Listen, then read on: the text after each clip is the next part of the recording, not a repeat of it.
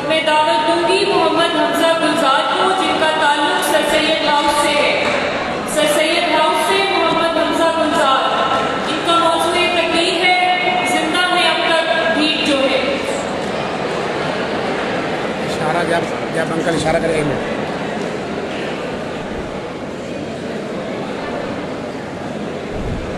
यूँ तो दिल की बात कहना मुश्किल है फराज, यूँ तो दिल की बात कहना मुश्किल है फराज, इसीलिए तकरीर में हिस्सा लो और खुलकर कह डालो। जनाब सदर, मेरी आज की तकरीर के उन्वान में दो अल्फाज ज़ेरे गौर हैं, एक ज़िंदा हैं और दूसरे डीठ हैं। मेरी बाएं जानिब दो कुर्सियां हैं और उन पर दो ही अफराद बैठे हुए हैं, इनमें से एक ज़िंदा है और दूसरे डीठ हैं। तो मेरी आज की तकरीर का मौजू है ज़िंदा है अब तक डीठ जो हैं। मौजू को लेकर आगे चलते हैं और कुछ तज़किरा अपना करते हैं। कुछ ऐसा हुआ कि जब मैंने नाम देखा कि इंटर हाउस में मज़ाहिया उन्वानात की बहाली हो गई है, तो मैं दौड़ता हुआ सब्ज़ रंग के बोर्ड पर गया, जिसे मम्मी डैडी बच्चे नोटिस बोर्ड कहते हैं, और उन्वानात को पढ़ने लगा। जैसे ही मेरी नज़र इस उन्वान पर पड़ी कि ज़िंदा हैं अब तक डीठ जो हैं, मैं अफसरदा हो गया। मुझे अपनी आप बीती याद आ गई। मैंने सोचा मैं इतना काबिल एहतराम कब से हो गया कि मेरे ज़िंदगी से उन्वानात मंसूब होने लगे।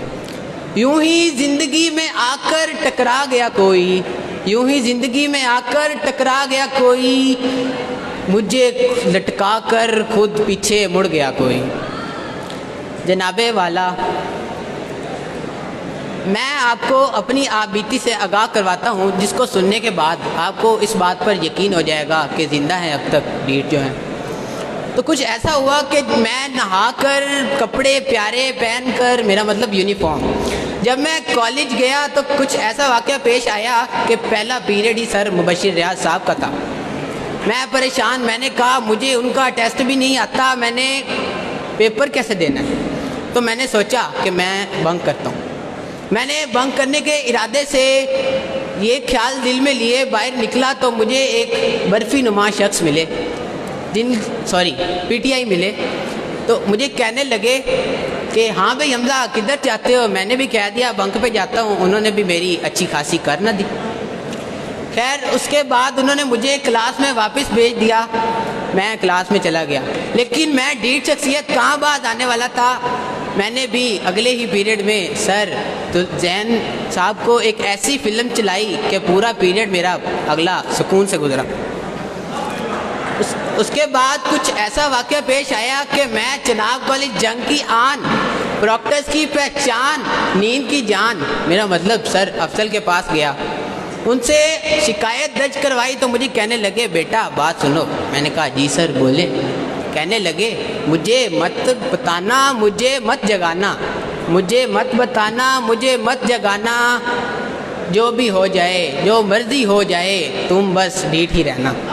इससे मुझे इस बात का अंदाज़ा हो गया कि डीठ अभी भी ज़िंदा है। जनाबे वाला, इसके बाद मैं आपको एक किस्सा सुनाता हूँ जो कि मेरा खुद का आंखों देखा है, और इसके सुनने के बाद आपको यकीन हो जाएगा कि सिर्फ मैं ही डीठ नहीं, रिक्शे वाले भी डीठ होते हैं। तो मैंने कहीं जाने की घर से एक रिक्शे वाले को रोका। मैंने कहा भाई जान मैंने घर जाना है। उसने भी बगैर कुछ सोचे मुझे बिठा लिया। चंद कदम आगे गया तो एक आंटी पर उनकी नज़र पड़ी और उनसे कहते हैं हाँ जी बाजी किधर जाना है। उन्होंने कहा कि कहीं भी नहीं जाना। दूसरी बार उन्होंने फिर पूछा बाजी किधर जाना है। उन्होंने कहा कहीं भी नहीं जाना। तीसरी बार जब पूछा तो उन्होंने कुछ नहीं कहा, नहीं उन्होंने बहुत कुछ कहा। इसके बाद बेचारे का हाल बदहाल हो गया। अब मैं आपको अपने दोस्त की कहानी से मुतारिफ करवाता हूँ। मेरा प्यारा दोस्त बैंगन की सी शक्ल लिए लाल लिबास में मलबूस, जिसमें से स्याह रंग का दोस्त निखरा हुआ था। वो गया अपनी माशूका की गली में तो कुछ ऐसा वाक़या रोनमा हुआ कि कुत्तों ने उसका इस्तकबाल किया। कुत्तों ने कुछ ऐसा इस्तकबाल किया कि एक ने पांचा पकड़ा तो दूसरे ने दामन और तीसरे ने टांग पर इतना प्यारा करके बोसा दिया कि बेचारा चलने के काबिल ही नहीं रहा।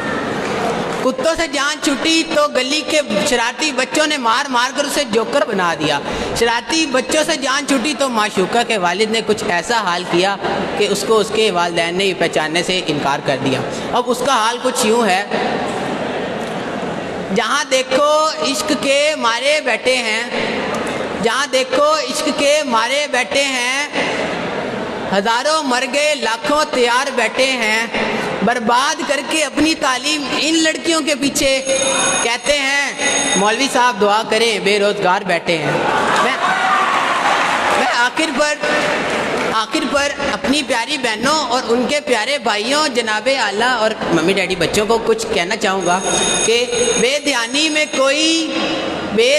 में कोई सपने बुन न लेना, बेध्यानी में कोई सपने बुन न लेना, मेरी तकरीर से मुतासिर होकर मुझे चुन न लेना, मेरी तकरीर से मुतासिर होकर मुझे चुन न लेना। आपकी इस्लाम मातों का शुक्रिया।